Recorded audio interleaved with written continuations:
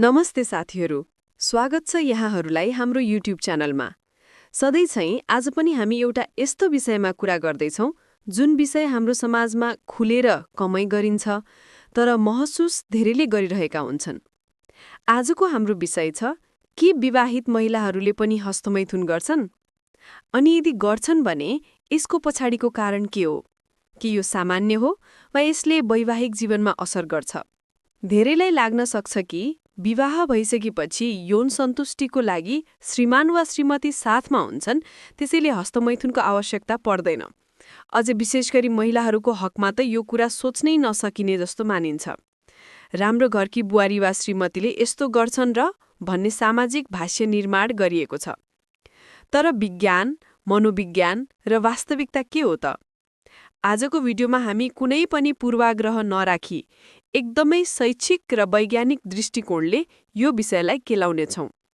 यदि तपाईँ विवाहित हुनुहुन्छ वा विवाह गर्ने सोचमा हुनुहुन्छ भने यो भिडियो अन्तिमसम्म हेर्नुहोला, किनकि यसले तपाईँका धेरै भ्रमहरू तोड्न सक्छ। आउनुहोस् सुरु गरौँ। सबैभन्दा पहिले एउटा सिधा प्रश्नको उत्तर दिउँ। के विवाहित महिलाले हस्तमैथुन गर्छन्? यसको छोटो उत्तर हो, एकदमै धेरैले गर्छन् र यो 100% सामान्य अर्थात् नर्मल कुरा हो। हाम्रो समाजमा एउटा ठूलो भ्रम छ कि विवाहपछि यौन इच्छा केवल पार्टनरसँग मात्र पूरा गरिन्छ। तर अध्ययनहरूले के देखाउँछन् भने करिब 50 देखि 60% भन्दा बढी विवाहित महिलाहरूले नियमित वा कहिलेकाहीँ हस्तमैथुन गर्ने गर्छन्। यो तथ्याङ्क ठाउँ र परिवेश अनुसार फरक पर्न सक्छ, तर वास्तविकता के हो भने यो अविवाहितहरूको लागि मात्र होइन। धेरै मानिसहरू सोच्छन् कि यदि कोही महिलाले विवाहपछि पनि हस्तमैथुन गर्छिन् भने पक्कै पनि उनी आफ्नो श्रीमानसँग खुसी छैनन् वा उनको चरित्रमा खोट छ। तर साथीहरू, यो एकदमै गलत बुझाइ हो। हस्तमैथुन भनेको आफ्नो शरीरलाई बुझ्ने, आफैलाई माया गर्ने र तनाव व्यवस्थापन गर्ने एउटा प्राकृतिक माध्यम हो। जसरी भोक लाग्दा हामी आफै खाना खान्छौँ, यौन ऊर्जा वा तनाव रिलिज गर्न पनि मानिसले यो बाटो रोज्छन्।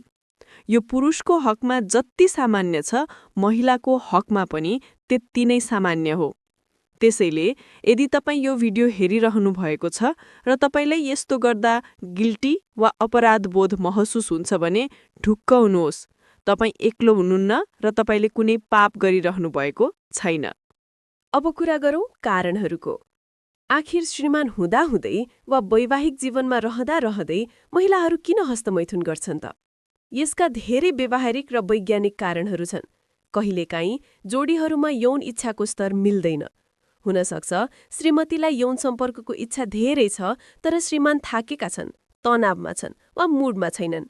यस्तो अवस्थामा आफ्नो यौन कुण्ठा वा फ्रस्ट्रेसन पार्टनरमाथि पोख्नु वा झगडा गर्नुभन्दा महिलाहरूले हस्तमैथुन मार्फत सन्तुष्टि लिएर शान्त रहन रुचाउँछन्। यसले सम्बन्धलाई झन बलियो बनाउँछ। धेरै अध्ययनले देखाएको छ कि यौन सम्पर्कको बेला सबै महिलाले चरम सुख प्राप्त गर्न सक्दैनन्। पुरुषहरू छिटै सन्तुष्ट हुन सक्छन्, तर महिलालाई समय लाग्न सक्छ। यदि यौन सम्पर्कबाट पूर्ण सन्तुष्टि मिलेन भने बाँकी रहेको तनाव र इच्छा पूरा गर्न महिलाहरूले पछि एक्लै हस्तमैथुन गर्ने गर्छन्। यो आफ्नो सन्तुष्टिको अधिकार हो। अर्को कारण हो श्रीमान वैदेशिक रोजगारीमा हुनु। हाम्रो नेपालको सन्दर्भमा यो एकदमै प्रमुख कारण हो। लाखौं युवाहरू विदेशमा छन्। यस्तोमा श्रीमतीहरू वर्षौं एक्लै बस्नुपर्ने हुन्छ। विवाह हुँदैमा शारीरिक चाहना मर्छ भन्ने हुँदैन। भावनात्मक रूपमा फोनमा कुरा भए पनि शारीरिक आवश्यकता र तनाव व्यवस्थापनको लागि उनीहरूले यो बाटो रोज्नु एकदमै सुरक्षित र व्यावहारिक विकल्प हो। यसले परपुरुषसँग लाग्नुबाट पनि बचाउँछ र नैतिकताको रक्षा पनि गर्छ।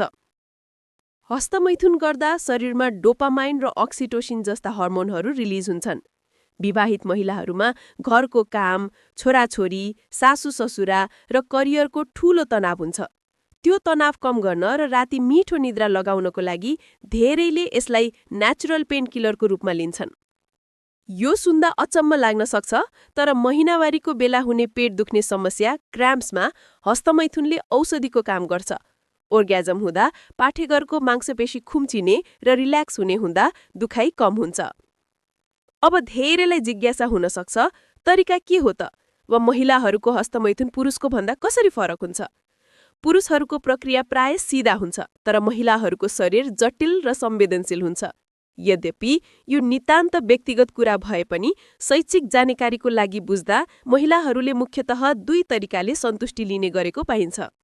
धेरैजसो महिलाहरू करिब 70 देखि 80% वजाइनल पेनेट्रेसन भनेको भित्र केही पसाउनु भन्दा बाहिरी अङ्ग क्लिटोरिस चलाउँदा बढी सन्तुष्ट हुन्छन्।